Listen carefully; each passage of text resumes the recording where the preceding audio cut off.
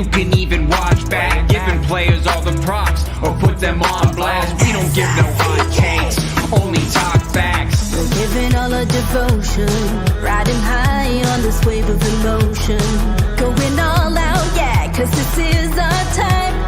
No, ain't no stopping us till we reach the finish line. All in, we came here to win. We're gonna give everything. S-I-C-K on the run. S-I-C-K, sick, sick. On fire, we're ready to fight. We'll bring the house down tonight. S-I-C-K on the run. S-I-C-K, sick, sick. Play it on the car ride, play it when you lounge. X and O, you know that we can hold it down. Shout out to my man Sammy, got it off the ground. And to all the listeners tuned in right now, got debates, analysis, and speculation. This is sports talk for the new generation. You know where to find us, got a reputation. Sick podcast, your #1 sports destination. Giving all our devotion, riding high on this wave of emotion. Going all out, yeah, cause this is our time. No, ain't no stopping us till we reach the finish line. All in, we came here to win. We're gonna give everything. S-I-C-K on the run. S-I-C-K, sick, sick. On fire, we're ready to fight. We'll bring the house down tonight. S-I-C-K on the run. S-I-C-K, sick, sick. S-I-C-K, it's the sickest podcast. Tune in for the audio, or you can even watch back. Giving players all the props or put them on blast. We don't give no hot takes, only talk back. S-I-C-K, S-I-C-K, S-I-C-K, S-I-C-K, S-I-C-K, S-I-C-K, S-I-C-K. All in, we came here to win. We're gonna give everything. S-I-C-K on the run. S-I-C-K, sick, sick. S-I-C-K, it's the sickest podcast. Tune in for the audio, or you can even watch back. Giving players all the props or put them on blast. We don't give no hot takes, only talk facts. We're giving all our devotion, riding high on this wave of emotion. Going all out, yeah, cause this is our time. No, ain't no stopping us till we reach the finish line. All in, we came here to win. We're gonna give everything. S-I-C-K on the run. S-I-C-K, sick, sick. On fire, we're ready to fight. We'll bring the house down tonight. S-I-C-K on the run. S-I-C-K, sick, sick. Play it on the car ride, play it when you lounge. X and O, you know that we can hold it down. Shout out to my man Sammy, got it off the ground. And to all the listeners tuned in right now, got debates, analysis, and speculation. This is sports talk for the new generation. You know where to find us, got a reputation. Sick podcast, your #1 sports destination. Giving all our devotion, riding high on this wave of emotion. Going all out, yeah, cause this is our time. No, ain't no stopping us till we reach the finish line. All in, we came here to win. We're gonna give everything. S-I-C-K on the run. S-I-C-K, sick, sick. On fire, we're ready to fight. We'll bring the house down tonight. S-I-C-K on the run. S-I-C-K, sick, sick. S-I-C-K, it's the sickest podcast. Tune in for the audio, or you can even watch back. Giving players all the props or put them on blast. We don't give no hot takes, only talk back. S-I-C-K, S-I-C-K, S-I-C-K, S-I-C-K, S-I-C-K. S-I-C-K. Turn up your volume. Because you're about to listen to The Sick Podcast. With Tony Marinaro. 55 seconds left in the penalty, a minute and 27 seconds left in regulation time. Boston 4, Montreal 3. Lafleur coming out rather gingerly on the right side. He gives it into Lemaire, back to LaFleur. Oh! The sickest Montreal Canadiens podcast. You're in the ball! Sports entertainment like no other. Rejoint, on lui fait perdre la rondelle, une passe devant. Et c'est le dégagement et ce sera la victoire des Canadiens.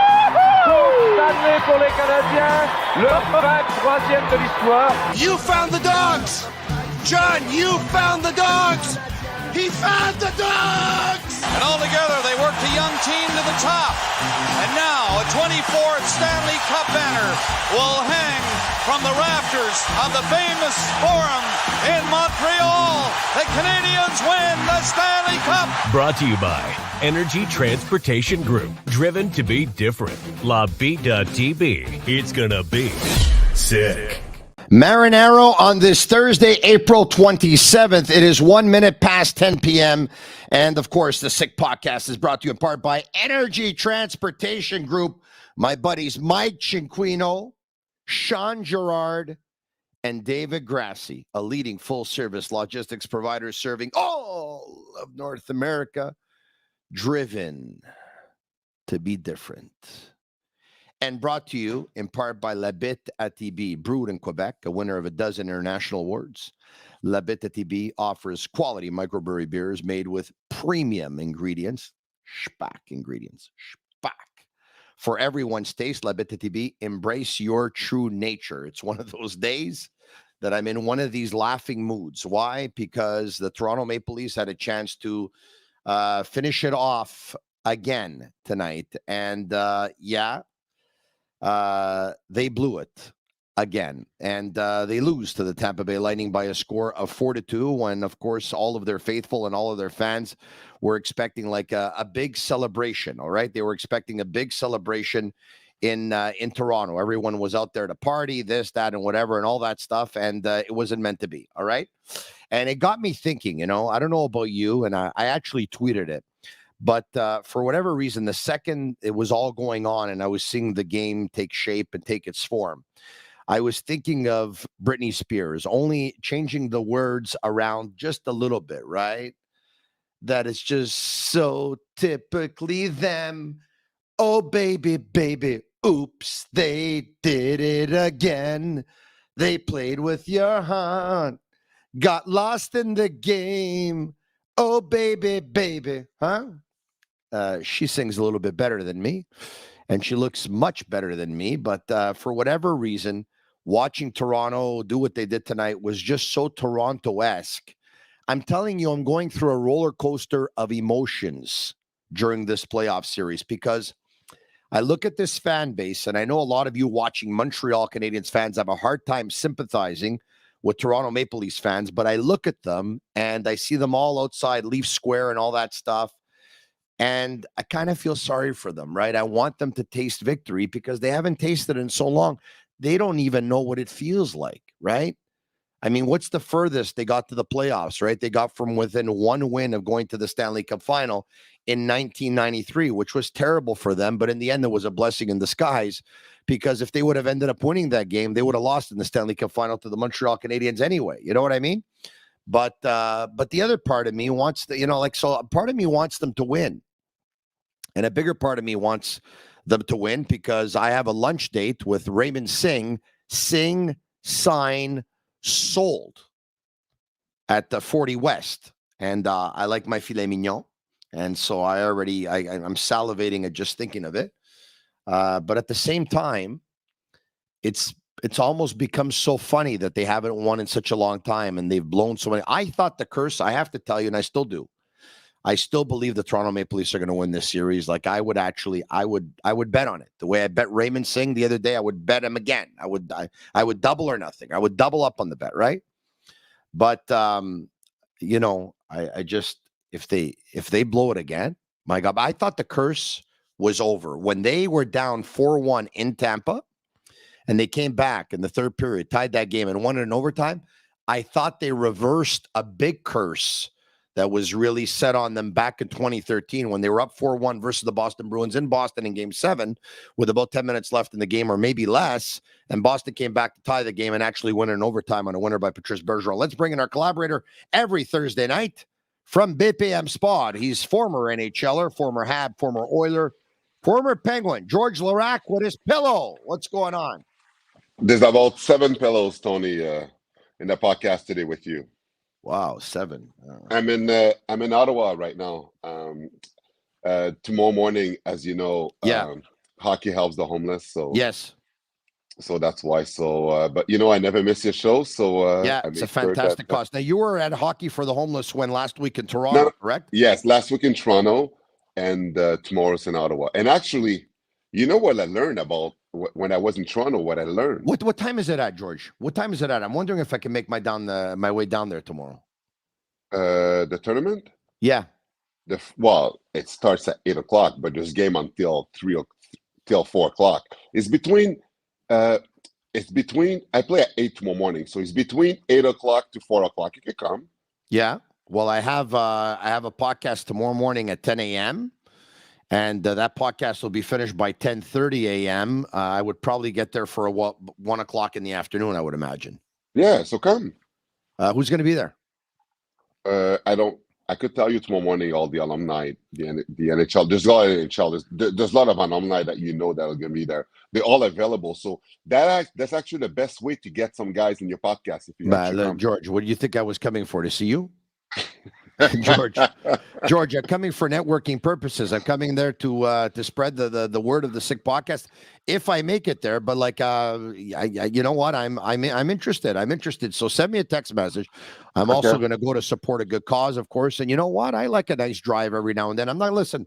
My schedule is relatively open tomorrow. You know what I mean? I might be able to pull it off.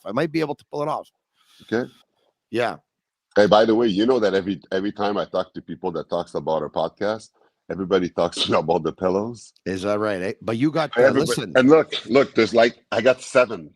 So 7 pillows, George. There's a lot. George, I hope you took your ginseng every day for the last week, and I hope you ate 7 pillows. Tony, George. Hey, Tony, George, by the way. George, seven pillows to satisfy. It's going to be Korean ginseng every day for the last week. Tony, it's called vegan. Being vegan. It must be too now with this vegan. Hey, hold on, Tony. George. Tony, I'm going to teach you something. Yeah. Toronto has a curse. You know what it's called? Tell me. You don't know? No. What? Well, what do you mean? What is it called? Ask by text message, the chat message. Okay. Let's see how good your listeners are. Okay. You're gonna invite the first listeners to have dinner with us, Tony. The first one that could mention the name of the curse Toronto has right now. Look at the chat right now. Look at the message. Let's see who gets it first. Okay. Is it okay? Whoever gets it first is having dinner with me and Tony on Tony's the curse of Harold Ballard, is that it? Yes, it is. Who got it? Okay, so I believe it's Kook is the first one. Let me see. Okay. I just want to confirm, but it looks like Kook. Okay. You know what that curse is, Tony? I don't remember. I know. Actually, you caught me for a little bit of a curveball there because I thought it was like a trick question, right? No, it's not. It's not a trick question. Yeah, I learned it last week when I went to Toronto to the game to hockey for homeless, and they told me about it. Harold Ballard used to be an owner for the Toronto Maple Leaf. Yeah, and back in the days, he was an owner. There's a tragedy that happened with the team in pedophilia. And it was never addressed. The family was never compensated. And because of that, people have said since that time, this team is damned to never win. Everybody talks about it in the city. Yeah. And I do hope they beat Tampa. Hope they beat Tampa. They can because Tampa's hurt. But Tampa is not losing game 6. It's going in 7, Tony. Mm-hmm. And you know what happened last game 7 with Montreal. So I don't know, man. It's going back to Toronto. So I hope Toronto has it in them, but they're not. Tampa is not losing at home. Tampa in 5 games facing elimination, that 4 wins. And you know what? That's I mean, they lost their last 2 games at home. They're bound to win one. You're right about that. Yes, but just like the Devils. The Devils lost the first 2 games at home. Then, the Rangers, they goes to New York. They win the 2 games there. When they went back, they're not going to lose. Do you think that all the series was going to be win on road games? So the logic is back to normal. They win at home. The Rangers, pressure's on them. Devils not going to lose 2 games in a row. It's over. George, you know what I was thinking tonight? Lafreniere has been invisible in this playoff. They're done. It's over. It's done. The sad for Patrick Kane. It's done. What? Hey, listen, can I tell you something? The Rangers, I'm so disappointed in them. Yeah, look, I'm not going to look. Everyone knows, the Boston Bruins are the team that's favored to win the Stanley Cup, but even them, they're in a little bit tough here. They're going back to Florida for Game 6. But I'm gonna hear me out, okay? Yeah. I didn't think the New York Rangers were going to win the Stanley Cup, but I thought they were a fantastic value play in the sports books, right? Of course, because of the odds. So I looked at their team. I saw Shesterkin in goal. I looked at their team, and I saw Lindgren on defense, Braden Schneider on defense, Adam Fox on defense, Keandre Miller on defense, Jacob Trouba on defense. I look at their team at the center ice position. I saw Mika Zibanejad. I saw Philip Schittel. I saw Vincent Trocheck. I look at their team on the wings, and I saw Kreider. I saw Tarasenko. I saw Panarin. I saw Patrick Kane. I saw Kakko, and I saw Lafreniere. I said to myself, you know what? The only thing I don't like about this team is at times they're lacking a little bit of heart and they're lacking a little bit of grit. But if they get on a roll and they put it all together, I think they have all the other ingredients and intangibles. And in the end, what's screwing them? No grit and no heart. It's unbelievable. You know what's even more unbelievable in that series? Yeah. If I would have put my life, Tony, on the line, if someone would have wanted to bet me that Akira Schmidt would do better than Shesterkin. And Mozitu now with this Akira Schmidt, they're getting beat by a number 3 goalie. Yeah, imagine what's going on now. That kid is going to be hot. The team are going after him next year. They're going to want him because they're not keeping him in Vanacek. Team will give it a lot to have him.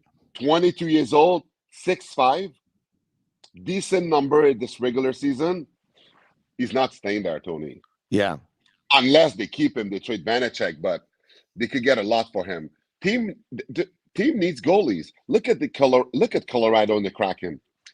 The Colorado, first of all, I can't believe that when they lost Game 5 at home, Colorado. And when they interviewed and then when they interviewed McKinnon, he said, "I don't know what's going on." He said that to the media after they lost Game 5. Are you kidding me? You're the captain of that team. You're saying you don't know what's going on? George, can I tell you something? Yeah. The Seattle Kraken, they are the epitome of team that I've seen in the playoffs. They can put their third line on the ice, and their third line can get them a big goal. They can put their second line and can get them. Do you know why? I know why. I'll tell you why. Okay, tell me. And I'm going to tell you why. No, but I know why, but I want to know if you know why. I could tell. Well, I'll give you my opinion.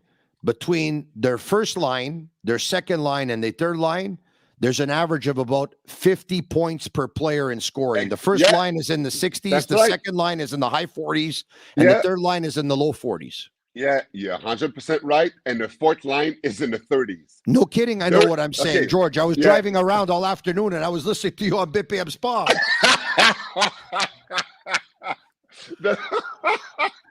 And I heard you talk about that. Yeah, because Tony, because the reason why I'm looking at that is I was like, what's the secret of that team? How come this the best 5-on-5 team in the NHL? Why everybody has so much trouble playing them? And the way that NHL team is made, it's all the same way. The top 2 lines are your scoring lines. Yeah, that's where all your money is.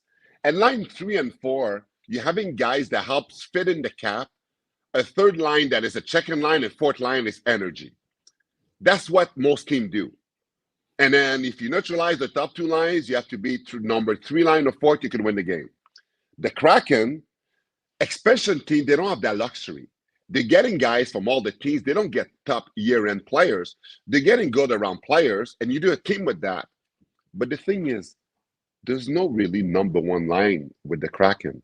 Every line can contribute, and it's tough to play against. because they all contributed. That's why Colorado, they don't know because each line that goes on are trying to score. Because you guys heard it. The top 3 lines between 40 and 50 points each player, the last line is 30 points. That means every time the top 3 lines are there, you get a guy that scores a point every second game. And the third line is every 2.5 games. That means that there's a chance every time they step on the ice, they can't score. So you have a quadruple threat when you're playing them. They work hard. They never stop. Even when with Jared McCann, the best player, 70 points, 40 goals. Yeah. Like not playing, they won in Colorado. And you know what? Yeah. There's no justice in the NHL because there's no way McGuire should have just got 1 game suspension for that. If we reverse it, if Jared McCann would have hit McGuire the same way and McGuire would have been minimum gone, 3 games. Minimum 3 games. Out that series.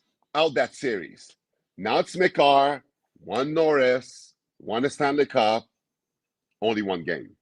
So McGuire's going to be back. But if there's justice in this world, the Kraken's going to close this at home with McGuire in the lineup.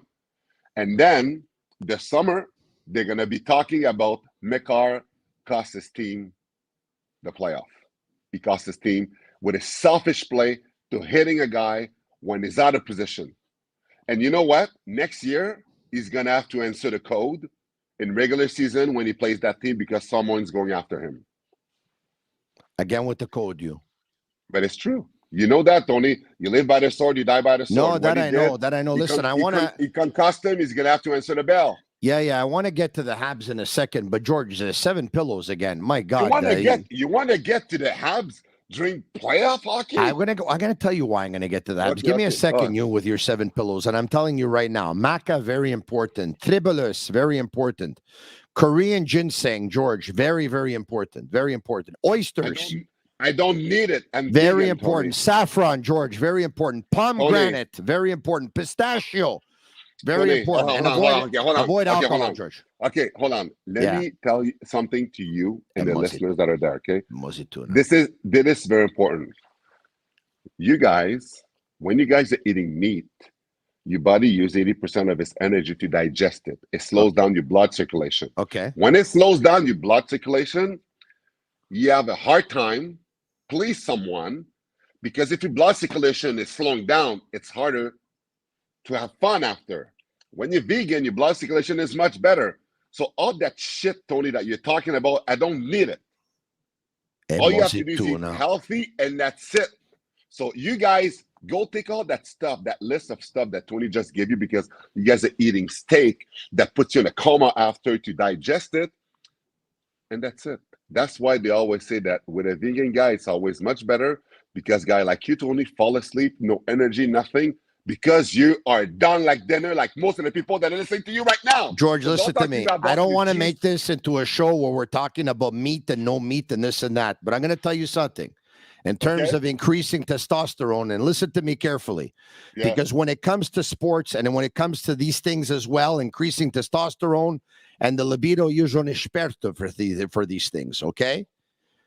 Chicken, fish, eggs, lean beef, these are all sources of protein, and you're supposed to get 5 to 6 ounces a day, depending on your age, for testosterone. Okay, hold on, Tony. First of all, when you're talking about protein, do you know that there's no one in North America that ever saw a doctor because they're lacking protein? Did you know that? No, I didn't know that. That doesn't exist. No. It doesn't exist. Now, what are we talking about here tonight? But in the society today, when you look at the advertising, everybody talk about you need protein, you need this, you need that. So people are, oh my God, we need to count it. When you're vegan, Tony, you get proteins from everywhere. Amino acid is in every food, every kind of food. You combine them together, you get a complete protein based on plant that is alive. I don't eat meat that is dead, full of HGH and cancer cell. You eat that, it kills you inside. It's in your intestine. No, I don't want it to kill nothing. Weeks. Okay, listen to me. Here's why I want to talk to you about the Canadiens. Okay. Why you want to talk to me about the Canadiens? I'm going to tell you why. We're watching playoff hockey. I can't wait. Mike Matheson was on the podcast yesterday, and I thought he was absolutely fantastic. Okay? He is fantastic, by the way. And if the Penguins didn't trade Madison for Petrie, they're in a playoff right now. You know what he said about that? He said, look, I knew something was going to happen in Pittsburgh because we had 9 defensemen on a one-way contract. He said, but I had been in Pittsburgh for 2 years, and he said, I was under contract, and I thought my first year I played better than I had played in Florida. I thought I was starting to get into it. My second year, I thought was an improvement on year one. I thought we're going to be able to build off of that. But, you know, when he got the phone call from his agent, who's Phil LeCavalier, and I believe he mentioned he was at Thatcher Demko's wedding, which was in San Diego. The second he saw his agent's name on the caller ID, he picked up the phone and he said, "Where am I going?" And his agent said to him, "Mike, you're going home." And then he said he spent, you know, quite a bit of time on the phone with the 2 GMs and the 2 clubs and his agent to iron everything out. And then his father had texted him saying, "There's a rumor that you've been traded." He called his dad and he said, "Yeah, Dad, I'm coming to Montreal." But I thought that was very interesting that he brought up. Another thing that I thought was very interesting is I asked him about Marty St. Louis, and he said, listen, besides the automatic respect that he's gained and that he's earned because of his Hall of Fame career, he says, Marty St. Louis is really good at 2 things. One is motivating his players when you would think it would probably be difficult to motivate. Number 2, he says not only having advice and doing stuff for the good of the team and managing a team, but he has that ability to manage each individual player as well within the team. And he says that is very hard to do. But, you know, George, you know what I loved about the conversation yesterday, besides the fact I think I'm a phenomenal interviewer? You are phenomenal, and you are a phenomenal interviewer because you actually let the person talk when you ask a question. Thank you. You know what I like, George? I like that he didn't give me cliche. It was well thought out. It was intelligent. I mean, you can tell this guy, he's a smart young man. You can tell he went to Boston College. He was so polite with his former coach from Boston College, the legendary coach Jerry York that I brought on the podcast yesterday. And there was just so many things that came out of that conversation, George. I asked him about Connor Bedard, and he said that last year he was part of the BioSteel camp, and there were all the stars were there, right? Sid the Kid and Stamkos and Tavares and all that stuff, some of the biggest stars in the game. And he said that, you know, Bedard didn't look out of place. Like you can tell that he had something. And he goes, you know, one of the things I noticed, he goes, he's on a 2-on-1 with Crosby, for example, okay? And a young player who gets invited to a camp with all these stars, who's never played a game in the National Hockey League, is on a 2-on-1 with Crosby. Even if Crosby's completely covered, that player is trying to pass that puck to Crosby, right? He says this guy, if the player he's on a 2-on-1 with is being covered by the defenseman, this guy's thinking shot and goal the whole time. And he goes, so it's impressive. It's impressive. Yeah. It's interesting analysis, eh, George? But Tony, there's only about Connor Bedard, it's amazing. About Martin St. Louis, I don't want to hear about it. I don't want to hear about all good he is now, George. Now. I'll tell you why. Yeah, He has no pressure right now. You're right. But everybody knows that, George. But you know what? Hold on a second. I don't want to hear about how good he is right now. Look, the team finished 5th last in the NHL. Yes. So how good is he? How good is he? Like a motivator. How many people mocked at his hiring that all he did was coach Bantam? All those people that mocked at his hiring, if they would have coached the team, they would have finished 10 points below last. They would have finished outside of last. Instead of 32 teams, they would have finished 33rd. Well, Tony, that actually would have been better because then we would have got Bedard. So this guy's got an answer for everything tonight. He's got an answer about meat. He's got an answer about tofu. He's got an answer about Trepolis, about testosterone, about... I will tell you about Martin St. Louis. Yeah. When he's going to have a team that we will expect to see in the playoff. Now he doesn't. So try things. Let guys play. Let them have fun. It's okay. He has no pressure. But Tony, in 3 years, when we're going to judge that this team now should win, there's going to be pressure with him. And then I can't wait to see him coach because right now he is not coaching. When he finished dead last, like the Canadiens did this year, it's not coaching. You let guys play. You let young guys play. You let them develop. Doesn't matter if they make mistakes. Doesn't matter if they're in a plus minus. It's okay.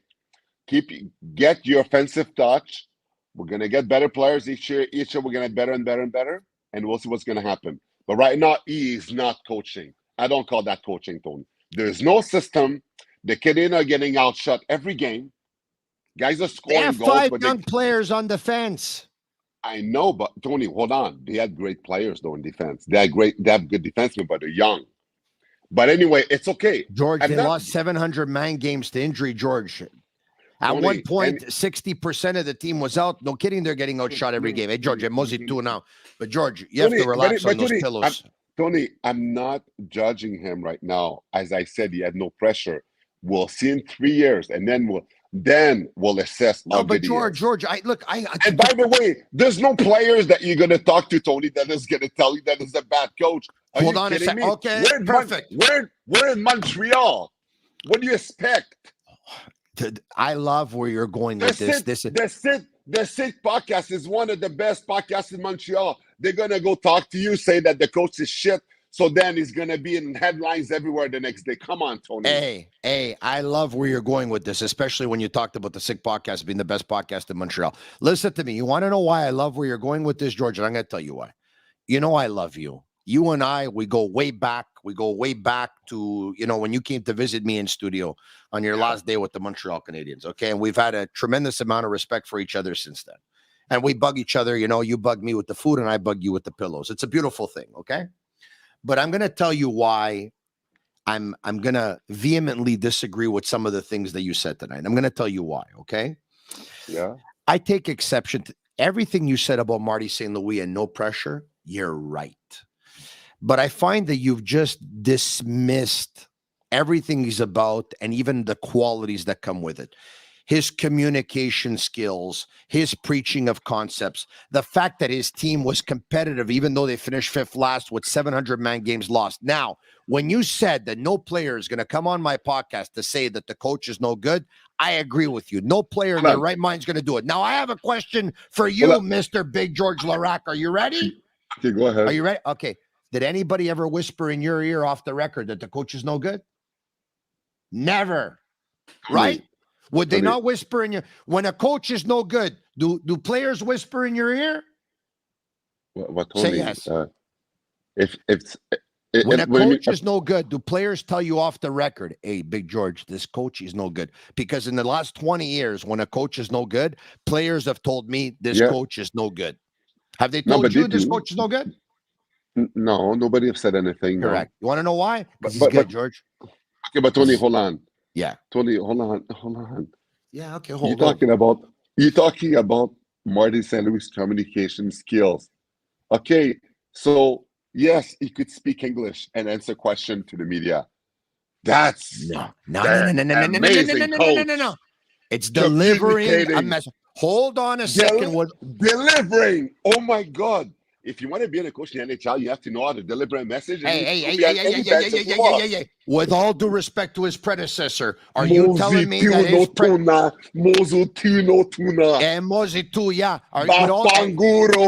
Hey, talk to you in Creole. Comment y est? Listen to me. With all due respect to his predecessor, are you telling me that his predecessor delivered a message and communicated to the players in the same way? I'm not talking about talking to the media and I'm answering questions. I'm talking about talking to a group of players. I'm talking to properly communicate the concepts and the strategies. If you want to properly motivate. If you want to compare it to Ducharme, okay, yeah, Ducharme had no communication. Fine. But Tony, come on, man. Don't talk to me about he's a good coach because he's a good communicator. We'll talk in 3 years. Right now, I cannot judge a good coach. We'll talk in 3 years. The shelf life of a coach in the National Hockey. Tony, he's not coaching right now. Hey, he's been there. He's He's not coaching. Stop with those pillows before we get to all kinds of a mess over here. The team finished dead in the NHL. He's not coaching. Stop. You don't know what you're talking about. Guys play. He's letting guys play and having fun. You need to eat a Big Mac. You're losing your mind. Listen to me carefully. Okay? Listen to me carefully. When we talk about his communication skills, yes. Are you going to tell me when you talked about it? When you talked about it. Okay, I talked about it. No problem. Are you going to talk? You're going to tell me when he had his first and opening speech to the team, when he took over the reins of the team, that he didn't knock that ball out of the park? Is that what you're telling me? Tony, come on, man. Like, George, did you see the way the Canadiens were playing some of the best teams in the National Hockey League with a depleted lineup, missing 60% of the players down the stretch? Did you see the way they were playing? George, they were going toe-to-toe with the Boston Bruins. They were missing 3/4 of their team. Tony, guys, they have pride. Even if you're behind the bench, they tried as best as they can. Guys have pride. They didn't have pride a year and a half ago, George, before him. Tony, Ducharme, they hated him. They hated playing for him. Hate's a big word. Don't use that. Come on, with all due respect. No. It's a big word. Don't say that. Tony, they did. They didn't want to play for him. He lost the room. It was not good. It was poisonous. So it didn't work. Like nobody was playing. So it's the different situation. Now somebody comes in and he lets guys play, have fun, and he's not swallowing them with system that they have to do this, do that, do this, and forget how to play hockey. Tony, come on, man. Let's not judge a guy that finished that last. Finished that last. He's been here for a year and a half, and you're telling me, well, let's see in 3 years from now, when the average shelf life for a coach in the National Hockey League is less than 3 years. Tony, chances are 3 years from now, he'll probably be gone. Cristoforo Colombo, scoperto l'America stasera. How are you telling me all these things? He will be there, Tony, because now he has no pressure. So then they're letting him like have fun with those young guys that he's playing. He has no pressure. So he's not going to be gone, Tony. He'll be there when the team is going to be good enough to be in. And we'll see what he's going to do. You said your piece. I'm about to lose José Lévesque, and I don't want to lose José Lévesque. Okay, so now we did your time. Okay, I had a good time with you tonight. I might see you in Ottawa tomorrow. Do me a favor. Yeah. Text me who's going to be in Ottawa tomorrow, and I might take a drive down to Ottawa tomorrow. At 7:30 in the morning, I'll text you all the pros that are here. Okay, thank you very much. I appreciate it. And then we could have vegan lunch if you come. You have it. I'll have a salad. Yeah, but hey, how's your weight loss, by the way? I slowed down a little bit, but let me explain. What does that mean? You slowed down a little bit? 23.2 pounds in 30 days. Okay, 23.2 pounds down in 30 days. But the weight loss program that I'm doing has a formula. Oh, okay. In day 3 to day 30, I have to eat a certain formula, certain amount of 4 ounces. Okay. In the next 2 weeks, which started yesterday, I have to double that. So there's a chance actually that I will probably gain a couple of pounds. And then I'm back on the program for the next 28 days. And then I'm going to, slingshot and lose another 10, 15 pounds if all goes well. So it's done according to plan. Do you want to do a water fasting together? I can't. Well, once I'm finished this program, but for now it goes against what I'm doing in the program. Oh, okay, I'll do this. Okay. When I'm finished the program, I'll do a water fast with you. Okay, how long? I'm not going to promise you the 8 days that you do there because, but I'm going to, I'll do a water fast for 48 hours. No, 1 week. 1 week. George, 1 week. Mosey 2 now. George, 1 week. 1 week. George, I'm going to lose my mind if I do a water fast for a week. No, George. you won't. No, you won't. 1 week. I'll bring you the water. You're going to bring me the water?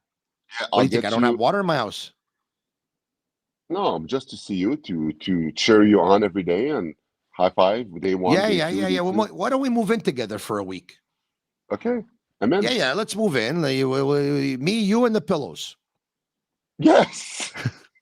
George, I gotta go. You're making me lose my mind with these 7-day fasts. You're putting things in my head. I'm gonna lose my marbles with you. Ciao, George. Make sure to text me tomorrow morning. I want to know who's there. I will. All right. Okay. I might get down to Ottawa tomorrow. All right. Okay. All right. Let's bring in our guy. He is a hockey guru. He is a hockey historian. He is the #1 hockey trivia man in the world. But before I get to him, I want to tell you that sportbuffshop.com. Use code SICK10 for 10% off on all of their items. Shop all of your sports licensed lifestyle apparel, including hoodies, caps, and t-shirts of all your favorite teams from all major leagues at sportbuffshop.com. Liam McGuire, what's going on? Tony, my man. Hey, Liam, are you on your mobile right now? I am, unfortunately, but I couldn't get my laptop going. That's great. Just do me a favor. If you turn the phone sideways, panorama style, it's going to be even better. Just turn it sideways. I tried it. It didn't work. It puts me upside down. Oh, really? Yeah. You want to know what? I think you have something locked on your phone anyway. It's all good. We can continue like this, okay? Yeah, I apologize. No need to apologize, Liam. It's because I think there's a setting where it actually locks the phone from turning. You understand? There's a setting, and I think if you unlock it, then we can do it. All right, okay. I'm glad you're here, Liam, because this guy between his pillows and the tofu and he wants me to do a 7-day fast, gonna make me lose my mind. Hey, you're looking good, pal. I don't know what you're doing. I don't know if you need a 7-day fast. Keep doing what you're doing, thank you. I wouldn't say no to Big George too many times. Yeah, no, I hear you. Except to fight. I'd say no all the time.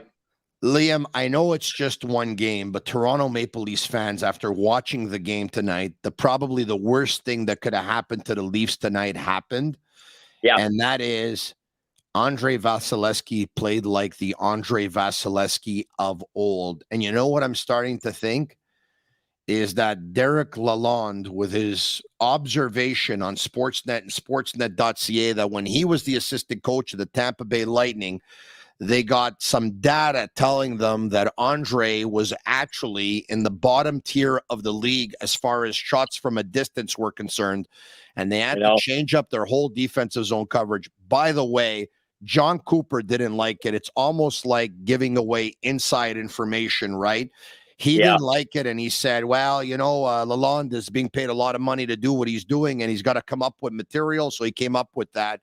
But it almost seems like Vasilevsky said, oh, yeah, everyone's talking about that I'm done. I'm not the same goalie. I was saying he's not the same goalie that he used to be. He wasn't playing like it anyway. No. Tonight, you just got the feeling that if the game was going to go on another hour, Toronto wasn't scoring again.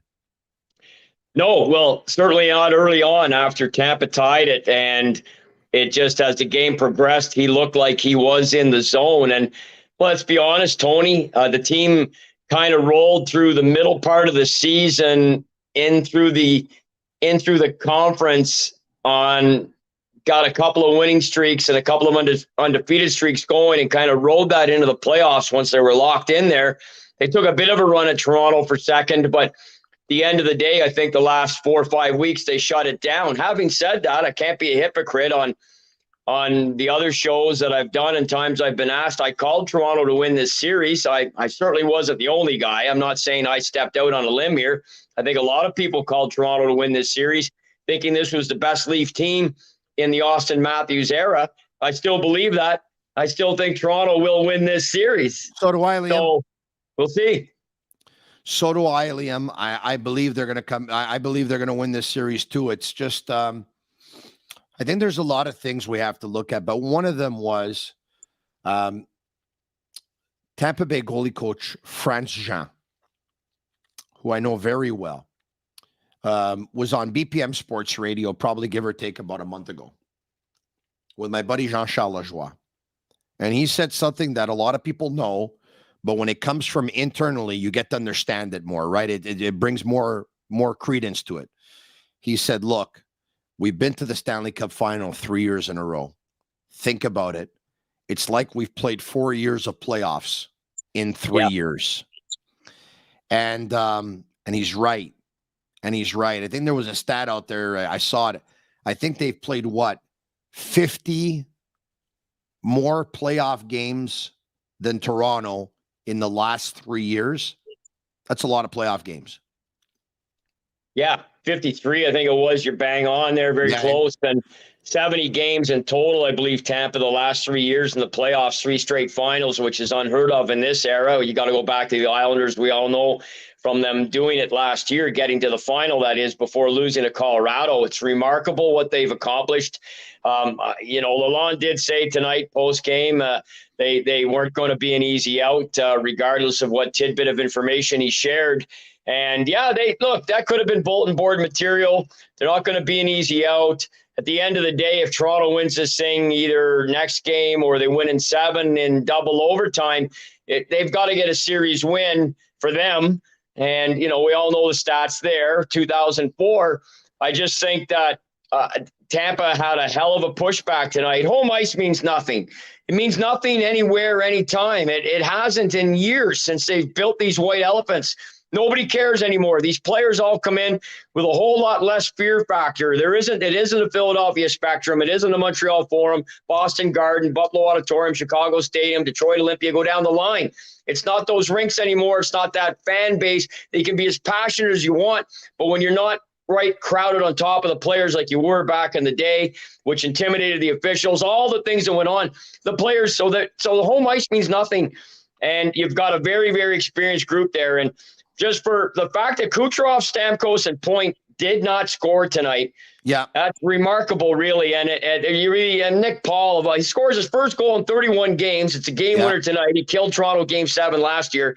I know we're saying all the things that are pointing to Tampa maybe making this miraculous comeback, and yet I'm saying right here to you, and you just said it to me, that you think Toronto's still going to win, and so do I. I do, yeah. So, I do.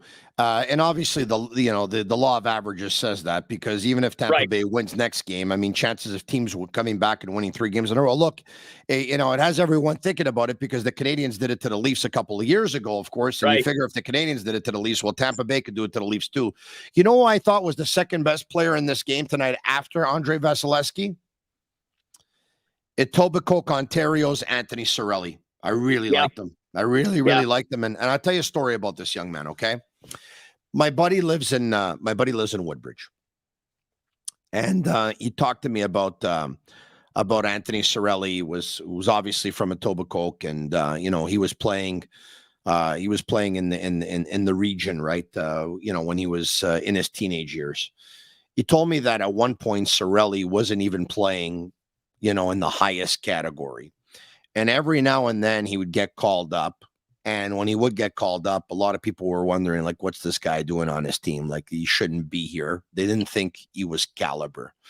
And in the end, out of all those players in that region, out of all those players in that age group, and a year younger and a year older, or a couple of years younger and a couple of years older, who's the one to make it? The one that was not playing at the highest level, who was getting called up every now and then and had to work really, really hard for everything he got. Yeah. This kid has unbelievable heart and unbelievable work ethic. It's stories like this, Liam, that I love. These are the stories.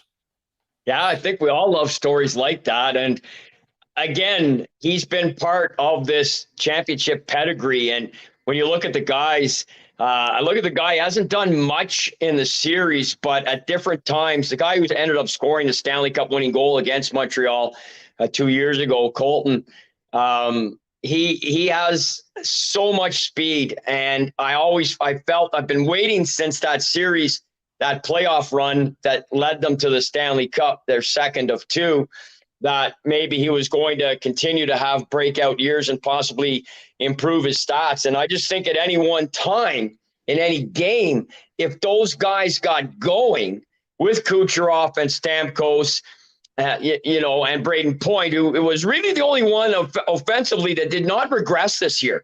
Everybody else up front for Tampa really regressed, other than Point, who had a career year. And, Hedman did not have a good season, and Vasilevsky did not have a good season. Despite where they finished in the conference and in the division, they did not have good years individually. They got there. They made the top 8, and they did what they had to do. But I'll tell you what, they're in tough here. And it's just phenomenal theater. That was just outstanding to watch tonight. Thoroughly entertained by it, as I have been all the way through most of the series. Some of them, has been a couple of duds here and there, and the Rangers just look like now they're mailing it in. That's a whole other story. But I mean, throughout the playoffs, Tony, and this series in particular, which is really capturing the Canadian imagination, I'm loving it. The Rangers should be ashamed of themselves. You know what? I think I'm I'm more upset than I should be because I already said going into the playoffs that I have $1 or $2 on the Rangers because I caught them at great value is what I thought. I was a great big fish is what I was. Not great value. Never mind, man. Oh, my God. They should be ashamed of themselves. They should be ashamed of themselves. Yeah, I don't know what's going on there because I love Trouba. I love the captain. I love that they've got some veteran leadership up front. They've got some scorers. And I really thought they were poised.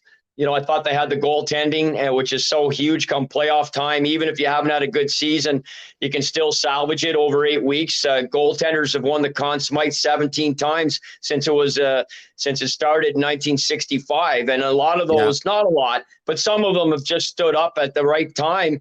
And, you know, could be Cam Ward in 06 or others, and just at different times, Jaguar, and just had a real good 8 weeks. And that's all it takes. And I just thought the Rangers were going to make some noise. So I probably would have made that bet with you, buddy.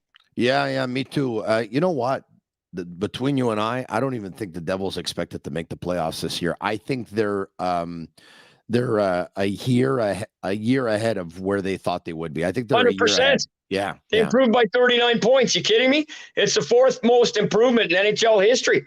Well, it's unbelievable what they did from last year to this in terms of regular season. And they've just got a bunch of kids out there just flying, a couple vets, but I mean, they're just loving life right now.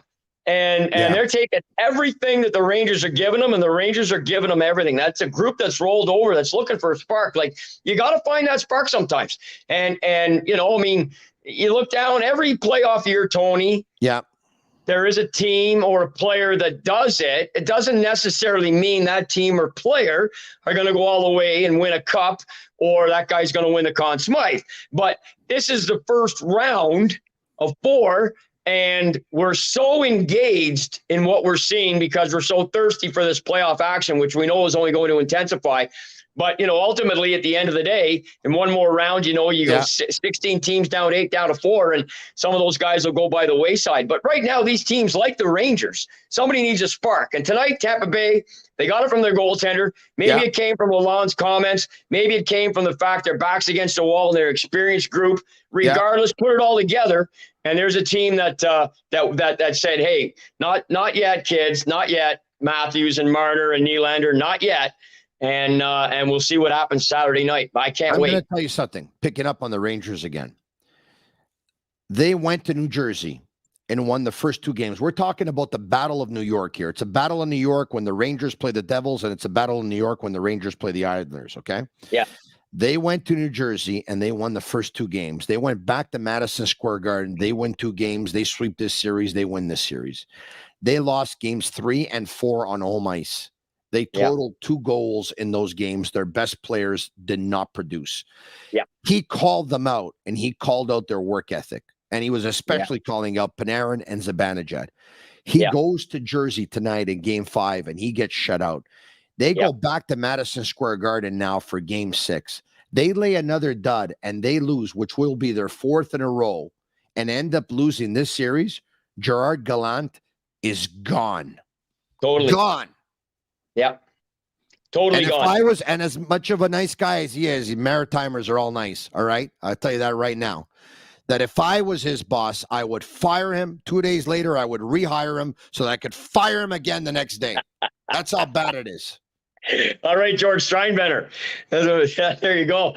Hey, listen, he maybe he'd would have liked to have had a 30-second take back on those comments. They were pretty vicious.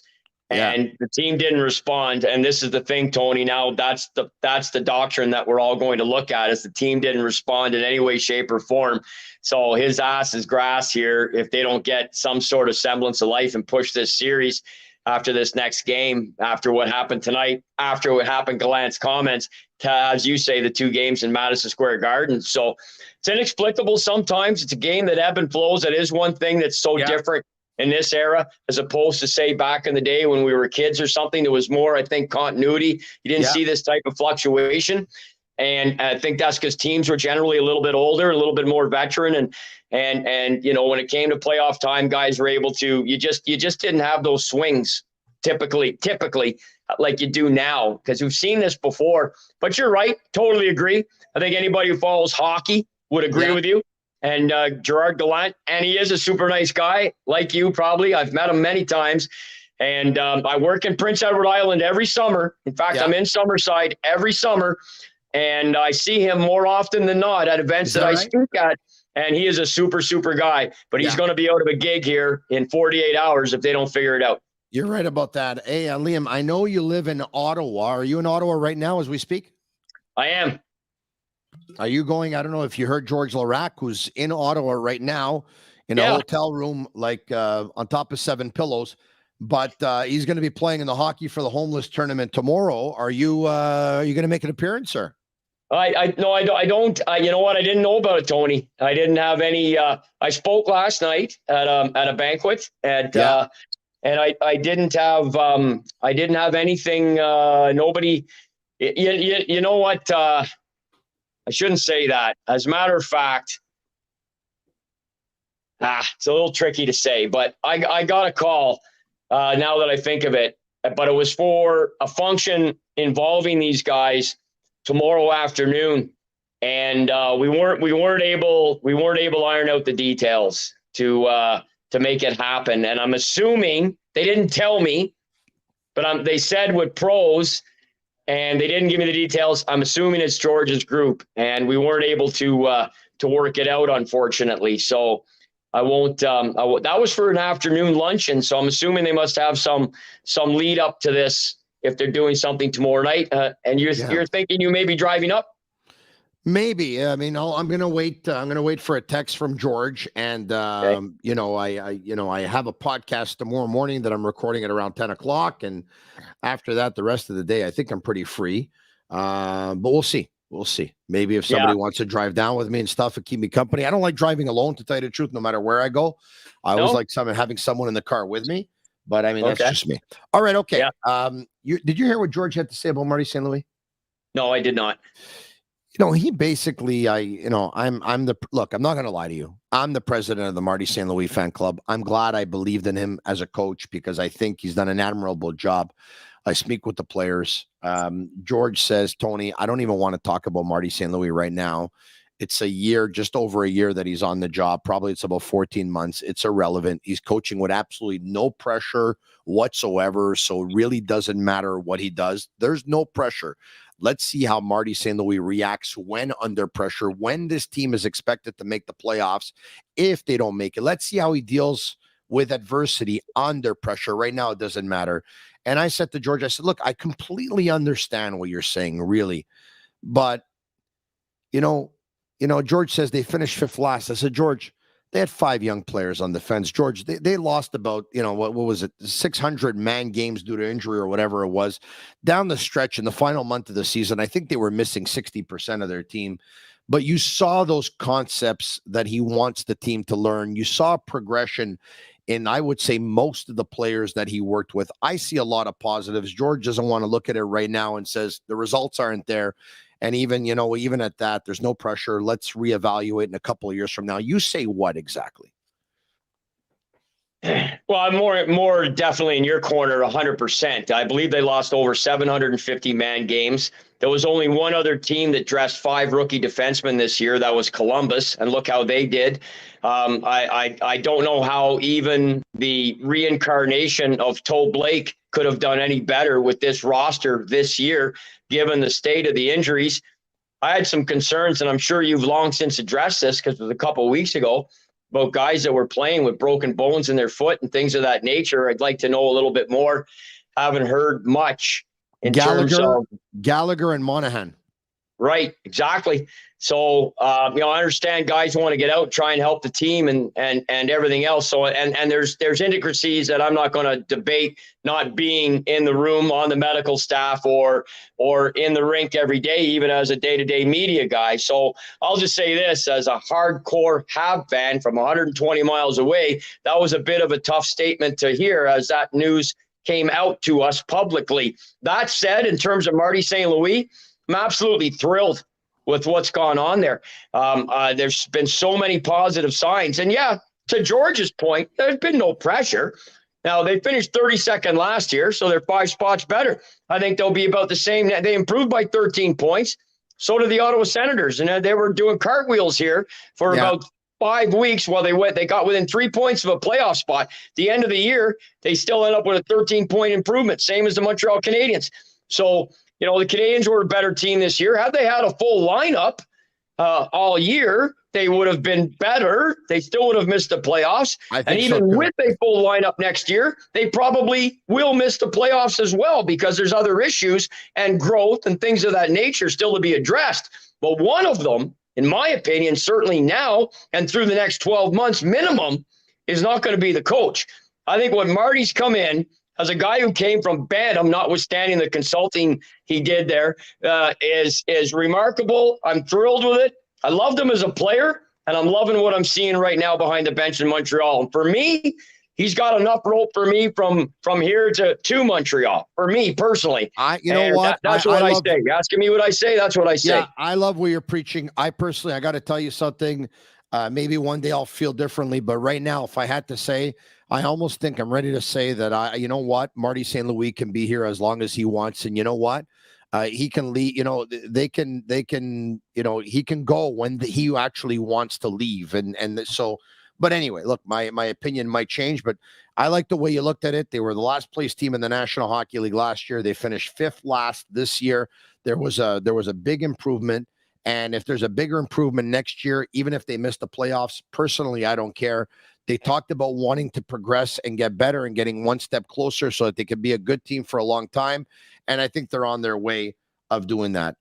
Do you believe in the notion of the best player of all time, and it doesn't matter which era it is? Or are you one of those, when this conversation comes up, you don't like pronouncing yourself because of different eras? There are different intangibles in the equipment and the game and systems and defense and goalies and stuff like that? Or do you embrace this kind of conversation? When I say, Liam, who's the best player in the world of all time, are you okay with that, or you don't like pronouncing yourself on that? Oh my goodness, Tony. I love it. So I got a question for you. Yeah. Being 2023, and the goalies probably being better now than ever, the systems probably being more up to date now than ever, the athletes being more conditioned now than ever before, the off-ice training and all this stuff. And you know exactly where I'm going with this question. I sure do. Is Connor McDavid the best all time in your opinion, even though the longevity, he doesn't have it yet? The championships, he obviously does not have at all. No. But knowing all the other stuff, are you willing to go that far already? Yes or no, and why? No, I'm not yet. I will say there's elements of his game that I've never seen anybody do before. To a degree, Bobby Orr on the back end, for sure. He could skate up the ice and do things from a maneuverability point of view that Connor, it reminds me of Bobby, although Connor did it Connor does it with a much higher velocity. Having said that, I already think Connor's in the discussion of one of the greatest of all time. There's no doubt about it already, what he's done in his brief time period since 2016-17. And I think at the end of the day, we'll see how his career unfolds. You're saying why? I am putting some stock in the playoffs. It's a case where, is it going to be a career that's going to be Marcel Dion plus, or is it going to be a career that really is going to rival the names that are on right now, the Mount Rushmore, chronologically: Gordie Howe, Bobby Orr, Wayne Gretzky, Mario Lemieux? That's the Mount Rushmore right now for 99% of all hockey fans. So if McDavid comes into the Mount Rushmore, or if he ascends to the spot of number one, and you're pushing whoever you may think is number one out, why are you giving him that title just because of what he's doing? You say the goaltending, you know what, man? I know they're bigger, they're better athletes and everything else, but man, oh man, there's a lot of bad goals going on a nightly basis in the NHL. And you got no red line, you got overtime, you got 3-on-3, you got it's a no-hitting league. You know, guys get hit, but it's not like it was. I'm not willing to concede that Connor necessarily, because of the way the game is today and what he's doing in it, is the best of all time. But I love these discussions. He's definitely, for me, already in the discussion. of one of the greatest of all time, despite not getting beyond, at this young point in his career, a semifinal. Having said that, he's got a World Junior. He's had a little bit of success internationally in that sense. Played in the Young Guns team there in 2016 World Cup.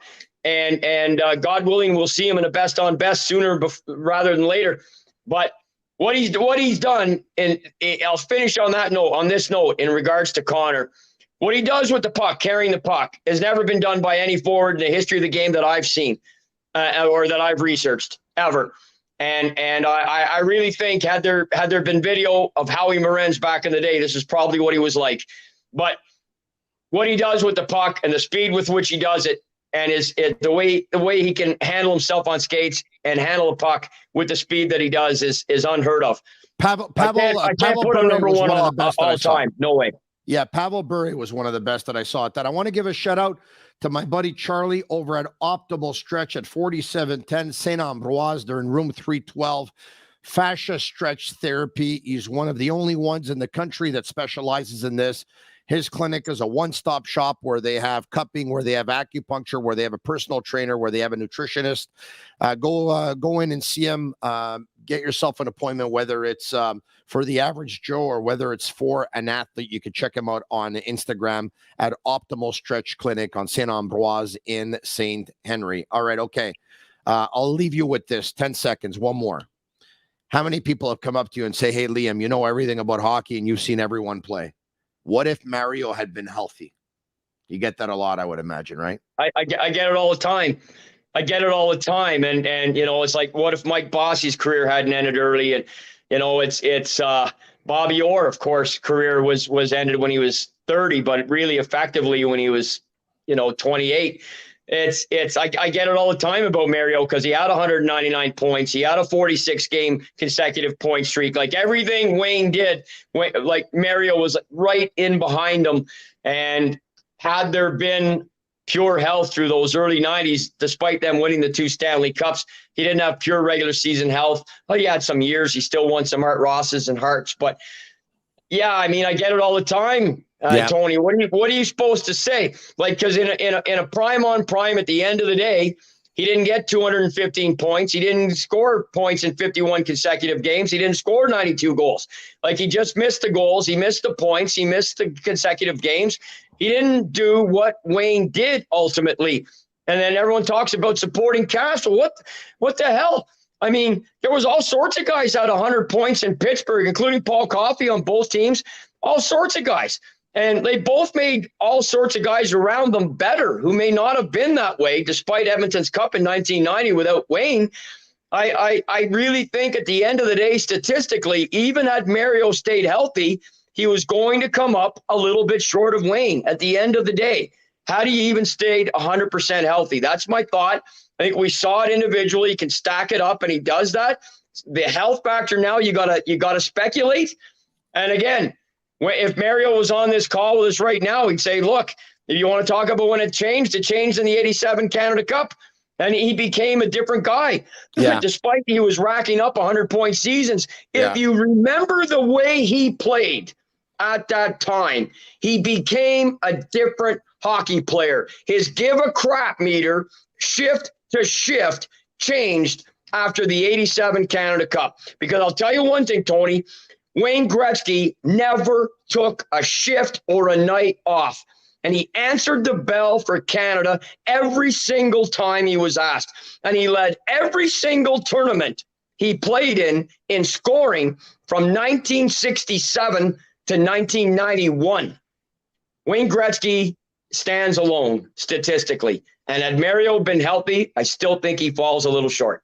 Yeah, I think Mario actually saw what Wayne was all about in that Canada Cup. Wayne 100%. Showed him the way, and that was a turning point in Mario's career. Now, you remember how that Canada Cup finished, right? Mario was the leading goal scorer, and Wayne was the leading point getter. And even though Wayne is the best goal scorer of all time with 894 goals, because of Mario's injuries, I'm going to say this, that had Mario played and was healthier, I believe that Mario Lemieux would have been the best goal scorer of all time, but Wayne Gretzky still would have been the best playmaker / point getter of all time. That's it for me. That's it for you, Liam. what a pleasure it is talking to you. As always, the number one hockey historian in the world, the number one hockey trivia guru in the world, my buddy, Liam McGuire. Thanks, Liam.